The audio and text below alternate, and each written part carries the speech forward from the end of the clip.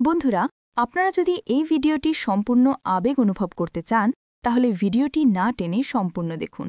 বন্ধুরা, আমার নাম হলো অর্জুন। আমি ক্লাস 8-এ পড়ি। আমার বাবার নাম হলো সুদীপ। তিনি একটি ছোট হার্ডওয়্যারের দোকান চালান। আমার মা রিমা বেশিরভাগ সময় শান্ত থাকেন, কিন্তু মাঝে মাঝে তার মেজাজ খুব খিটখিটে হয়ে যায় এবং তিনি অদ্ভুত আচরণ করেন। একদিন রাত তখন প্রায় 11টা বাজে। মা খুব অস্থির হয়ে উঠছিলেন। বাবা তাকে শান্ত করার চেষ্টা করছিলেন, কিন্তু মা তার সাথে উচ্চস্বরে কথা বলছিলেন। আমি ঘরের বাইরে থেকে সব শুনছিলাম। আমি চুপচাপ দরজার কাছে গিয়ে দেখি মা খুব রেগে আছেন আর বাবা চুপচাপ সোফায় বসে আছেন। কিছুক্ষণ পর বাবা ঘর থেকে বেরিয়ে এলেন। বাইরে এসে আমাকে দেখে বাবা ক্লান্ত স্বরে বললেন, অর্জুন, আজ রাতে আমি তোমার মায়ের সাথে ঘুমাতে পারবো না। ওর মেজাজটা আজ একটু বেশি খারাপ। যদি তোমার ঘরে একটু জায়গা দাও তাহলে আমি ওখানেই ঘুমাতে চাই। কাল সকালে দোকানে অনেক কাজ আছে। আমি অবাক হয়ে বাবার দিকে তাকিয়ে রইলাম। এত রাতে বাবা কখনো আমার ঘরে ঘুমাননি। তার চোখে ক্লান্তি আর কণ্ঠে এক ধরনের ভারী ভাব ছিল। আমি কিছু বললাম না, চুপচাপ মাথা নাড়লাম। বাবা আমার ঘরে এসে বিছানার একপাশে চুপচাপ বসে পড়লেন। জানালার বাইরে তখন হালকা বাতাস বইছিল। চারদিকে এক অদ্ভুত নিঃশব্দতা। মনে হচ্ছিল পুরো বাড়িটাই যেন গভীর কোনো রহস্যে ঢেকে গেছে। বাবা নিঃশব্দে বললেন, অর্জুন, আজকের রাতটা একটু অন্যরকম। তোমার মাকে আমি একা রাখতে পারিনি, আবার ওর ঘরে থাকা আমার পক্ষে সম্ভব হচ্ছিল না। আমি কিছুই বুঝতে পারছিলাম না।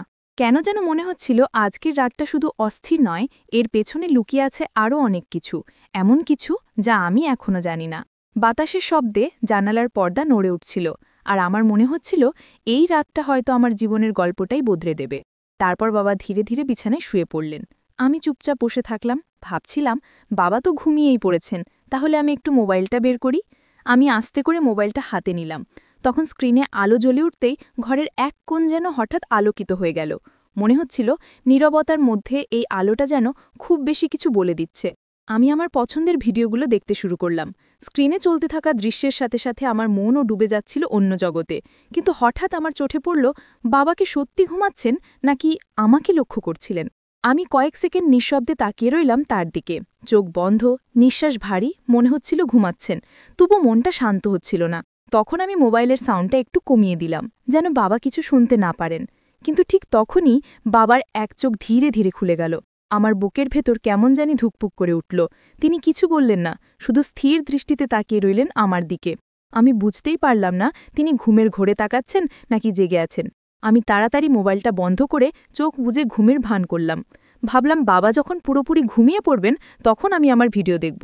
কিন্তু আমি তখনও বুঝতেই পারিনি বাবা আমাকে ফলো করছেন। আমার মোবাইলের স্ক্রিনে কী চলছে, আমি কি দেখছি কিংবা কি শুনছি, সবকিছুই যেন তিনি নিঃশব্দে টের পাচ্ছিলেন। তিনি একদম চুপচাপ শুয়ে রইলেন, চোখ বন্ধ, মুখে একটিও শব্দ নেই। আমি ভাবলাম বাবা ঘুমিয়ে গেছেন, তাই আবার মোবাইলটা হাতে নিলাম। এবার সাউন্ডটা একটু জোরে দিলাম। ভেবেছিলাম তিনি ঘুমের মধ্যে কিছুই শুনতে পাবেন না, কিন্তু না, বাবা ঘুমিয়ে পড়েননি। তিনি শুধু ঘুমের ভান করছিলেন, আমি তখনও তা বুঝিনি। আমার মন তখন ডুবেছিল সেই ভিডিওতে।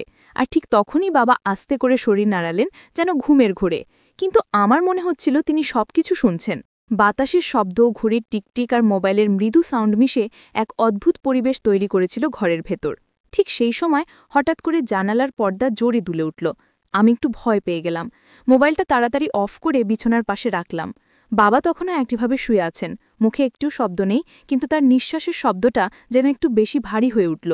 আমি ভাবলাম হয়তো তিনি ঘুমের ঘোরে আছেন, কিন্তু পরের মুহূর্তে এমন কিছু ঘটল যা আমার শরীর কাঁপিয়ে গেল।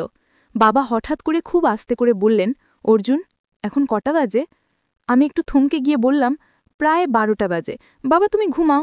তিনি তখন কিছুক্ষণ চুপ করে রইলেন। তারপর ফিসফিস করে বললেন, তুই ঠিক এখন কি করছিলি? আমি হতভম্ব, কণ্ঠ আটকে গেল। আমি কিছু বললাম না, শুধু চুপচাপ তার দিকে তাকিয়ে থাকলাম। চোখে এক অদ্ভুত দৃষ্টি, মুখে কোনো হাসি নেই, শুধু এক শীতল স্থিরতা। আমি চুপ করে বাবার দিকে তাকিয়ে রইলাম। ওনার দৃষ্টি আমার চোখের ভেতর দিয়ে যেন সোজা হৃদয়ে ঢুকে যাচ্ছিল। বাবা ধীরে ধীরে উঠে বসলেন। তারপর বললেন, তুই এত রাতে জেগে আছিস কেন? কাল তো স্কুলে যেতে হবে, তাই না? আমি তাড়াতাড়ি বললাম, হ্যাঁ বাবা, আমি এক্ষুনি ঘুমাচ্ছি। কণ্ঠটা কেমন জানি কেঁপে উঠেছিল। বাবা কিছু না বলে একদম ধীরে মাথা নাড়লেন।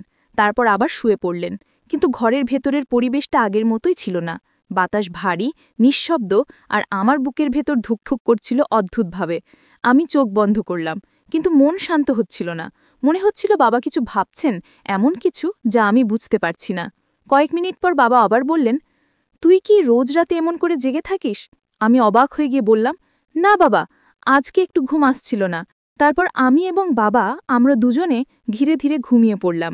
ঘরের ভেতর তখন এক অদ্ভুত নীরবতা, ঘড়ির টিকটিক শব্দটাও যেন কানে কেমন ভারী লাগছিল।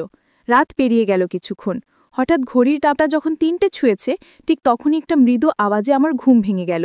চোখ খুলে দেখি বাবা ধীরে ধীরে উঠে বসেছেন, মুখে এক অদ্ভুত স্থিরতা, কোনো কথা নেই। তিনি আস্তে আস্তে উঠে গিয়ে ঘরের লাইটটা অন করলেন। ঘরটা মুহূর্তেই আলোকিত হয়ে উঠল। আমি চোখ আধখোলা করে দেখছিলাম, কিন্তু এমন ভান করছিলাম যেন গভীর ঘুমে আছি। বাবা একবার চারপাশে তাকালেন, তারপর হঠাৎ লাইটটা আবার বন্ধ করে দিলেন। অন্ধকারে তার পায়ের শব্দ শুনতে পাচ্ছিলাম, যিনি দরজার দিকে যাচ্ছেন। দরজাটা আস্তে খুলে বাইরে গেলেন। আমি চুপচাপ বিছানায় পড়ে রইলাম, বুকের ভেতর কেমন ঠকঠক করছিল। বাইরে তখন কুকুরের ডাকে আর বাতাসের শস্য শব্দে বাড়িটা আরও ভয়ানক লাগছিল। ২-৩ মিনিটের মতো কোনো শব্দ পেলাম না। মনে হচ্ছিল বাবা হয়তো উঠানে গেছেন অথবা নিচে কিছু খুঁজছেন। তারপর হঠাৎ আবার দরজার হালকা খটখট শব্দ শোনা গেল। বাবা ফিরে এসেছেন। তিনি আবার ঘরে ঢুকলেন, হাত বাড়িয়ে একবার লাইট অন করলেন, কিন্তু সঙ্গে সঙ্গেই বন্ধ করে দিলেন। আলোটা যতক্ষণ জ্বলেছিল আমি স্পষ্ট দেখেছিলাম তার মুখে এক অদ্ভুত ছায়া, যেন তিনি গভীরভাবে চিন্তায় আছেন অথবা কিছু লুকিয়ে রাখছেন। তারপর তিনি ধীরে ধীরে এসে নিজের জায়গায় শুয়ে পড়লেন। আমি তখনও চোখ বন্ধ করে আছি, কিন্তু মন শান্ত হচ্ছিল না। বাতাসের শব্দ, ঘড়ির টিকটিক আর মোবাইলের মৃদু সাউন্ড মিশে এক অদ্ভুত পরিবেশ তৈরি করেছিল ঘরের ভেতর। ঠিক সেই সময় হঠাৎ করে জানালার পর্দা জোরে দুলে উঠল। আমি একটু ভয় পেয়ে গেলাম, মোবাইলটা তাড়াতাড়ি অফ করে বিছানার পাশে রাখলাম। বাবা তখনও একইভাবে শুয়ে আছেন, মুখে একটিও শব্দ নেই, কিন্তু তার নিঃশ্বাসের শব্দটা যেন একটু বেশি ভারী হয়ে উঠল। আমি ভাবলাম হয়তো তিনি ঘুমের ঘোরে আছেন, কিন্তু পরের মুহূর্তে এমন কিছু ঘটল যা আমার শরীর কাঁপিয়ে গেল। বাবা হঠাৎ করে খুব আস্তে করে বললেন, অর্জুন, এখন কটা বাজে? আমি একটু থমকে গিয়ে বললাম, প্রায় 12টা বাজে বাবা, তুমি ঘুমাও। তিনি তখন কিছুক্ষণ চুপ করে রইলেন, তারপর ফিসফিস করে বললেন, তুই ঠিক এখন কি করছিলি? আমি হতভম্ব, কণ্ঠ আটকে গেল। আমি কিছু বললাম না, শুধু চুপচাপ তার দিকে তাকিয়ে থাকলাম। চোখে এক অদ্ভুত দৃষ্টি, মুখে কোনো হাসি নেই, শুধু এক শীতল স্থিরতা। আমি চুপ করে বাবার দিকে তাকিয়ে রইলাম। ওনার দৃষ্টি আমার চোখের ভেতর দিয়ে যেন সোজা হৃদয়ে ঢুকে যাচ্ছিল। বাবা ধীরে ধীরে উঠে বসলেন, তারপর বললেন, তুই এত রাতে জেগে আছিস কেন? কাল তো স্কুলে যেতে হবে, তাই না? আমি তাড়াতাড়ি বললাম, হ্যাঁ বাবা, আমি এক্ষুনি ঘুমাচ্ছি। কণ্ঠটা কেমন জানি কেঁপে উঠেছিল। বাবা কিছু না বলে একদম ধীরে মাথা নাড়লেন, তারপর আবার শুয়ে পড়লেন। কিন্তু ঘরের ভেতরের পরিবেশটা আগের মতোই ছিল না। বাতাস ভারী, নিঃশব্দ, আর আমার বুকের ভেতর ধুকফুক করছিল অদ্ভুতভাবে। আমি চোখ বন্ধ করলাম, কিন্তু মন শান্ত হচ্ছিল না। মনে হচ্ছিল বাবা কিছু ভাবছেন, এমন কিছু যা আমি বুঝতে পারছি না। কয়েক মিনিট পর বাবা আবার বললেন, তুই কি রোজ রাতে এমন করে জেগে থাকিস?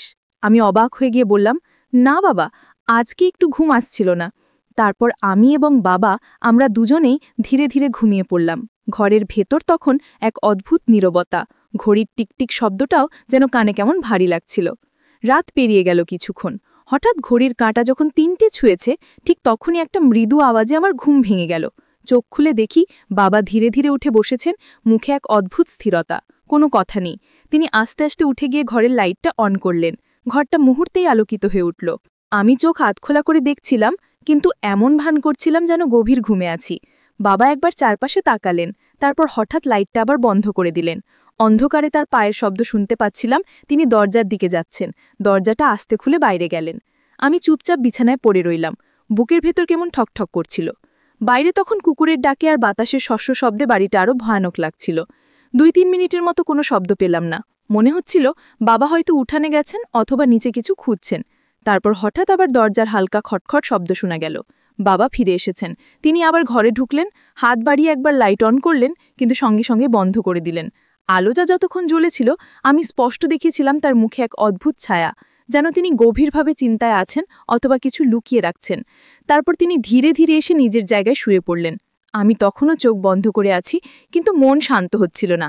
বাতাসের শব্দ, ঘড়ির টিকটিক আর মোবাইলের মৃদু সাউন্ড মিশে এক অদ্ভুত পরিবেশ তৈরি করেছিল ঘরের ভেতর। তো বন্ধুরা, এই গল্পটি কিন্তু এখানেই শেষ নয়। এই গল্পটির দ্বিতীয় পর্ব অবশ্যই রয়েছে। যদি আপনারা দ্বিতীয় পর্ব পেতে চান, তাহলে অবশ্যই এই চ্যানেলটি সাবস্ক্রাইব করে পাশে থাকা অল নোটিফিকেশন অন করে রাখবেন। আর আগে থেকে যারা এই চ্যানেলটি সাবস্ক্রাইব করে রেখেছেন, আপনাদের জন্য অনেক বেশি ভালোবাসা রইল। তো আজকে এই পর্যন্ত, ধন্যবাদ।